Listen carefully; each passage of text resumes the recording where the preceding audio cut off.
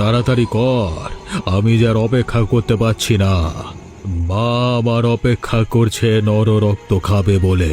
তাড়াতাড়ি কর, জলদি কর। কই হে জল্লাদ, কোথায় তুমি? তুমি কি প্রস্তুত? আমি প্রস্তুত জমিদার মশাই, আপনি শুধু আজ্ঞা করুন। ছেড়ে দাও, তোমরা ওকে ছেড়ে দাও। ওকে এইভাবে শেষ করে দিও না, দয়া করে ওকে ছেড়ে দাও। পায়ে পড়ি তোমার, ছেড়ে দাও, দয়া করো, আমাকে ছেড়ে দাও।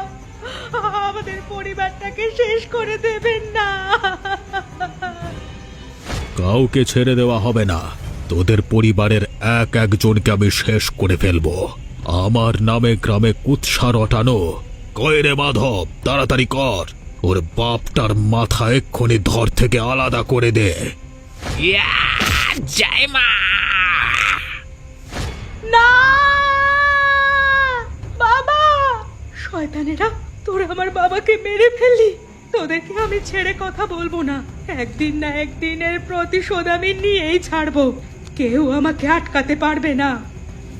আরে যা যা, তুই একা মেয়ে মানুষ কি করিস আমি দেখে নেব।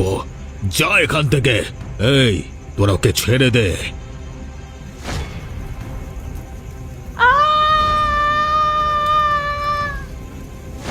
কি হলো? ও এভাবে নিজের আত্মহত্যা করলো কেন? এরে এরে, আমি তোকে সারা জীবন ছটফট করতে দেখতে চাইছিলাম, কিন্তু সেটা তো হলো না। আরে ওদের কথা বাদ দিন কর্তা, আপনার চিন্তা কমে গেল। ওদের বংশের সাথে আপনার নাম আর জড়িয়ে রইল না। না না না না না না, ভুল করছিস। আমি কিন্তু আজও জানতে পারলাম না আমাদের অবৈধ সন্তানকে ও কোথায় পাচার করে দিয়েছে।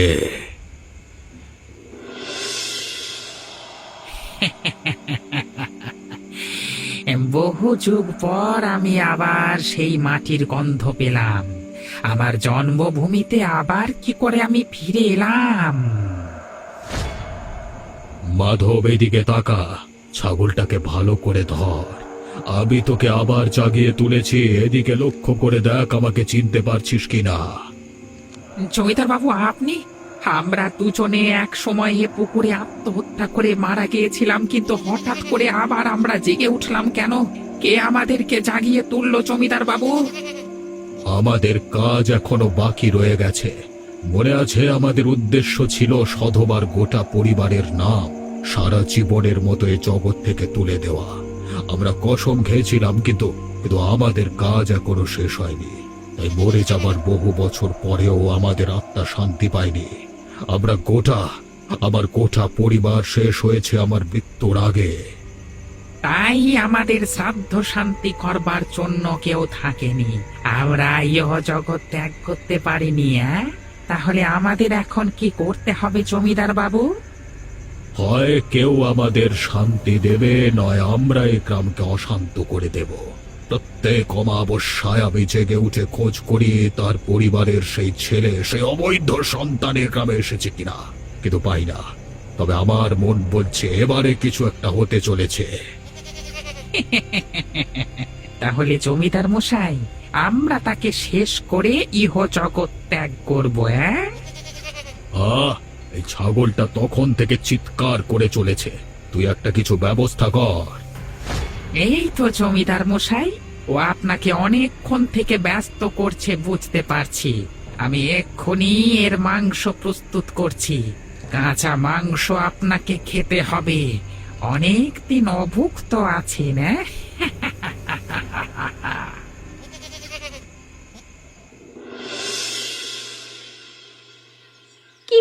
কি হলো ঠাকুমা? কি হলো তোমার? তোমার কি শরীর খারাপ করছে ঠাকুমা? মনে হচ্ছে আমি আর বাঁচবো না রে। এত চিন্তা, এত দুঃখ কষ্ট নিয়ে আর বেঁচে থাকা যায় না। তোকেও সারা জীবনে কিচ্ছু দিতে পারলাম না। দুঃখ ছাড়া তোকে আর কি বা দিলাম? এখন তোকে নিয়ে আমার যত চিন্তা। আমাকে নিয়ে তোমার এত চিন্তা কিসের বলো তো? আমি তো তোমাকে বারণ করেছি আমাকে নিয়ে চিন্তা করবে না। তুই একটা যুবতী মেয়ে, না তোকে শিক্ষা দিতে পারলাম, না তোকে ভালো জায়গা দিয়ে দিতে পারলাম। এই নির্বান্ধব পুরীতে কেউ আসে না, কেউ আমাদের খোঁজ খবর নেয় না। তুই বরং শহরে চলে যা। আমি আর কদিনই বা বাঁচবো, সেখানে গিয়ে তুই তোর মতো জীবন নতুন করে শুরু কর। আমি তোমাকে ছেড়ে কোথাও যাব না ঠাকুমা। আর কে বলেছে আমি এখানে একা? আমার এখানে একাই থাকতে ভালো লাগে, বেশি লোকজনের ভিড় আমার ভালো লাগে না। না রে মা, তুই বুঝতে পারছিস না, তোকে যতক্ষণ না একজনের হাতে তুলে দিতে পারছি ততক্ষণ আমার শান্তি নেই। জানি না সেই দিন কবে আসবে, তোর ভাগ্য কবে ফিরবে। আমি ওপরওয়ালার কাছে প্রার্থনা করছি যাতে তোর দিকে মুখ তুলে তাকায়। এখন তোমাকে এত চিন্তা করতে হবে না, চলো আমার সাথে ঘরে চলো। তোমাকে সেবা করতে হবে, না হলে তোমার শারীরিক উন্নতি হবে না। আর যদি আমার কথা আজ থেকে না শোনো তাহলে কিন্তু তোমার সাথে কোনোদিন আমি কথা বলবো না।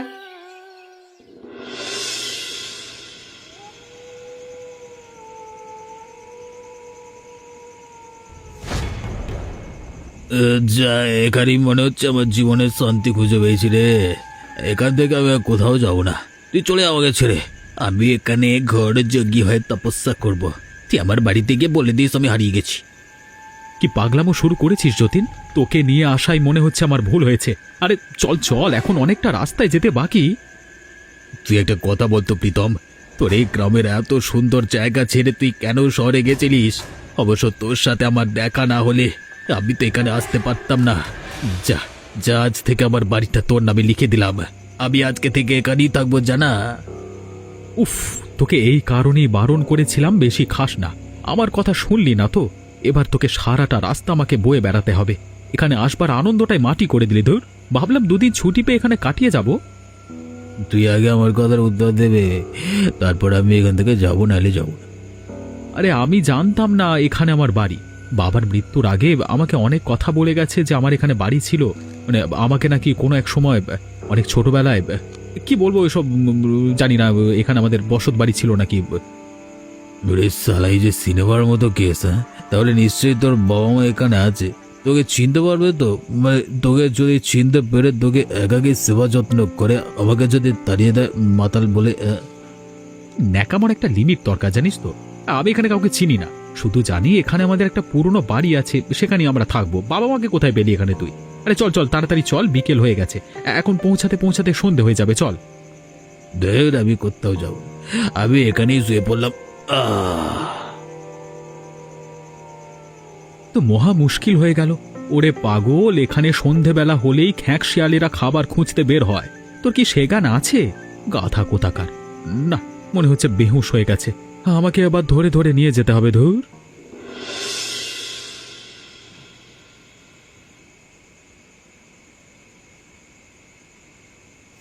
এমা, ছিছি, দিলি তো? যেখানে বাঘের ভয় সেখানেই সন্ধে হয়, বুঝলি রে? আরে কচু পোড়া, তুই আজকে দিনটাই আমার বিগড়ে দিলি। এখন একেবারে বমি করে গা ময় করে ফেললি। নিজে পাথরের জায়গাটা হেলান দিয়ে বস, আমি সামনের পুকুর থেকে জল নিয়ে আসি।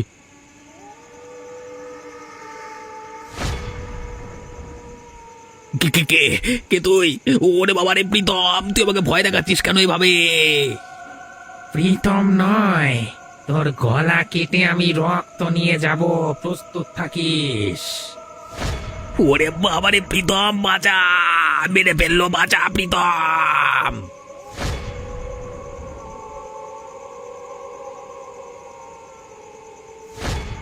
কি হলো? কি হলো যতীন? তুই এভাবে চিৎকার করে উঠলি কেন? কি হয়েছে? ওখানে তুই যেখানে দাঁড়িয়ে আছিস সেখানে একমাত্র একজন প্রেতাত্মা সেই মাত্র দাঁড়িয়েছিল, আমাকে হুমকি দিয়ে গেল, বললো আমাকে মেরে ফেলবে। কি পাগলামো হচ্ছে যতীন? একে মদ খেয়েছিস, আমি কিছু বলিনি, তার উপর তুই এখন আবার এসব শুরু করবি? দেখ, আমার আর ভালো লাগছে না, বলে দিলাম। এরকম করলে কিন্তু তোকে আমি সত্যি করে ফেলে রেখে চলে আসবো।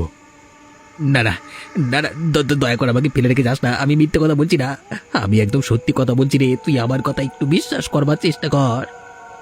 এতক্ষণ ধরে যা নাটক করেছিলিস সব সহ্য করেছি, একে অচেনা জায়গায় এসেছি, তার উপর আবার তুই যদি ভূতের গল্প শোনাতে শুরু করিস তাহলে কিন্তু ভালো হবে না, বলে দিলাম। এখন চুপ করে আমার সাথে চল, ভালো লাগছে না আমার একদম। ধুর।